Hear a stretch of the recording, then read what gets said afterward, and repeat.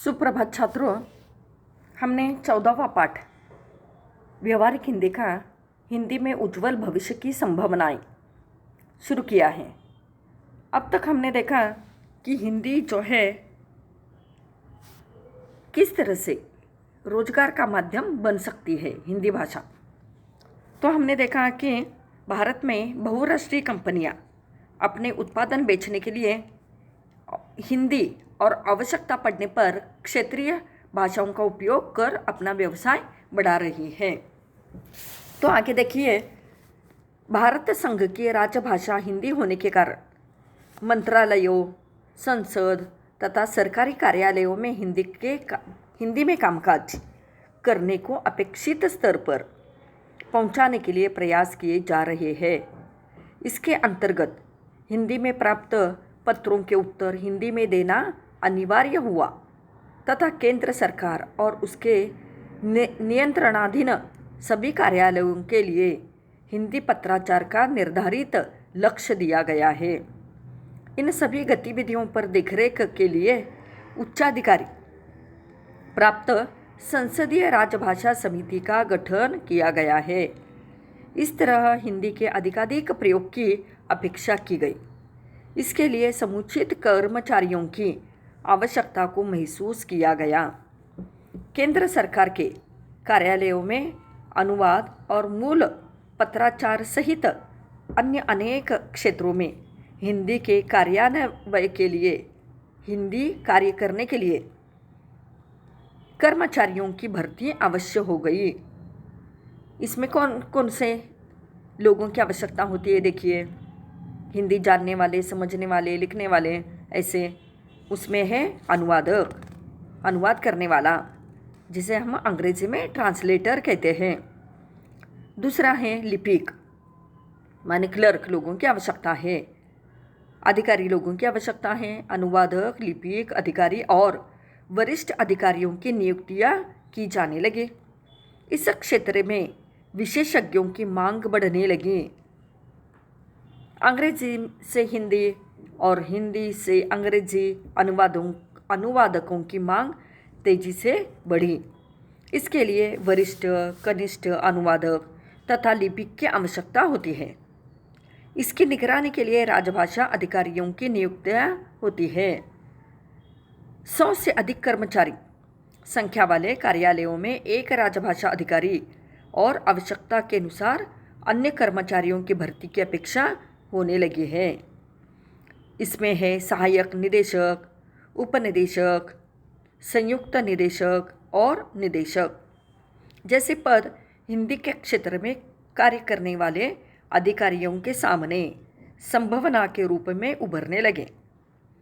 कार्यालयीन कामकाज में हिंदी के उपयोग को सुनिश्चित करने के लिए भारत सरकार के गृह मंत्रालय में राजभाषा विभाग का गठन किया गया है, जिसमें प्रेरणा, प्रोत्साहन, निरीक्षण और निगरानी के लिए कर्मचारियों की नियुक्ति होने लगी। हिंदी में रोजगार के बढ़ते अवसरों की इन आवश्यकताओं की पूर्ति के लिए कई विश्वविद्यालयों ने आवश्यक पाठ्यक्रम बनाए और इस मांग को पूरा करने लगे। केंद्रीय अनुवाद ब्यूरो ने अनुवाद का पाठ्यक्रम चलाया।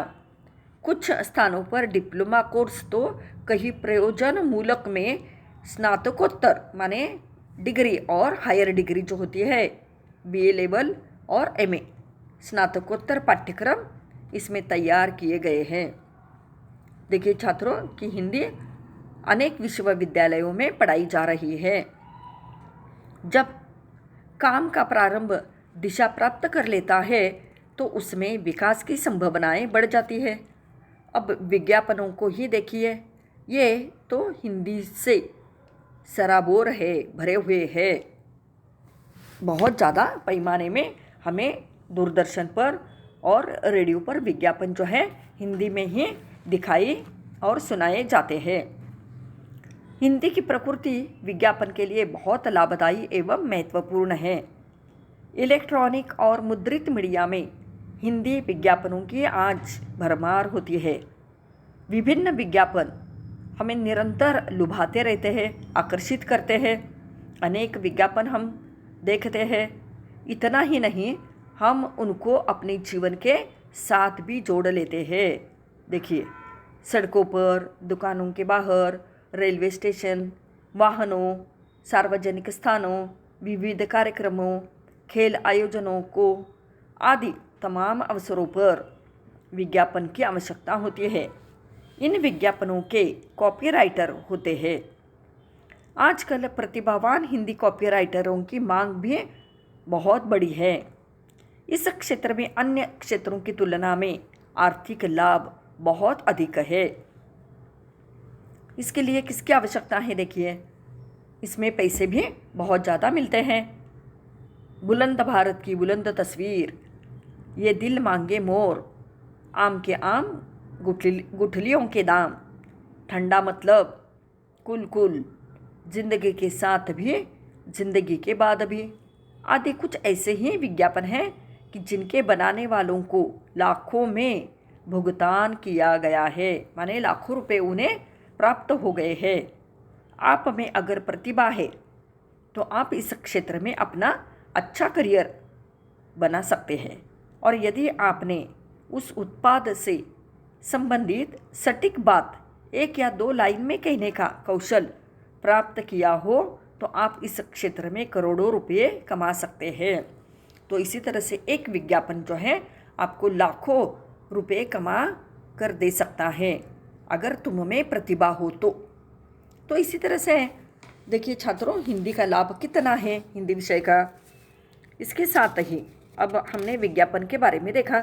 अब इसके साथ मनोरंजन के क्षेत्र में हिंदी कितनी उपयोगी है देखिए। तो इसके साथ मनोरंजन एक उद्योग के रूप में उभर कर आया है। टीवी के असंख्य कलाकारों, संगीतकारों और गायकों के लिए जहां रोजगार का महाद्वार खोला है, वहीं हिंदी के रचनाकारों, संवाद लेखकों, पटकथा लेखकों और गीतकारों के लिए वरदान के रूप में अवसर उपलब्ध कराए हैं। कई प्रसिद्ध धारावाहिक माने सीरियल हमारे टीवी के, दूरदर्शन के, उसके लिए अनुवाद में भी रोजगार की संभावनाएं हैं। कई चैनल्स अब बहुभाषी हो गए हैं। इन सब में अनुवादक की आवश्यकता होती है। कार्टून फिल्मों में डबिंग जो होती है ना, पार्श्व आवाज़, उसके लिए अनेक संभावनाएं हैं। जनसंपर्क से जुड़े ये माध्यम हिंदी में अधिक सार्थक हो रहे हैं। अधिकांश मनोरंजन के ये क्षेत्र हिंदी से ही परिपूर्ण है, चाहे वह टीवी जगत हो या फिल्म जगत। तो इसी तरह से हमें अनेक तरह के रोजगार मनोरंजन के इस उद्योग के क्षेत्र में आज प्राप्त हो रहे हैं। तो आपको इसके बारे में प्रश्न जो है पूछा जा सकता है कि मनोरंजन के क्षेत्र में हिंदी का उपयोग किस तरह से होता है, या विज्ञापन के क्षेत्र में हिंदी का उपयोग जो है कैसे होता है। तो इस तरह के लघुत्तरी प्रश्न आपको इस पाठ पर पूछे जाएंगे। एक प्रश्न आता है आपको दीर्घोत्तरी प्रश्न और दूसरा आता है लघुत्तरी। दीर्घोत्तरी प्रश्न के लिए आपको 6 मार्क है और लघुत्तरी प्रश्न के लिए आपको 4 मार्क दिए गए हैं। तो इस तरह से अभी मैंने जो परिच्छेद मनोरंजन के क्षेत्र में हिंदी भाषा के माध्यम से रोजगार की संभावनाएं लिखिए, इस तरह का आपको प्रश्न आ सकता है। तो आगे हम तीसरे भाग में देखेंगे। तब तक के लिए धन्यवाद।